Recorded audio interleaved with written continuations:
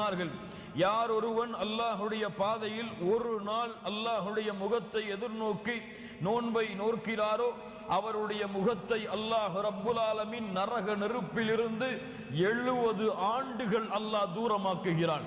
லா இலாஹ இல்லல்லாஹ் ஷஹ்ருஸ் ஸியாம்.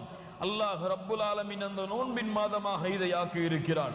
அல்லாஹுடைய தூதர் முஹம்மது ரசூலுல்லாஹ் ஸல்லல்லாஹு அலைஹி வஸல்லம் சொன்னார்கள், இமாம் புகாரி ரஹிமஹுல்லா பதிவு செய்கிறார்கள், அபூ ஹுரைரா ரலியல்லாஹு அன்ஹு அவர்கள் கூறுவதாக, மன் ஸாம ரமதான ஈமானன் வ இஹ்திசாபா غفر له ما تقدم من ذنبه.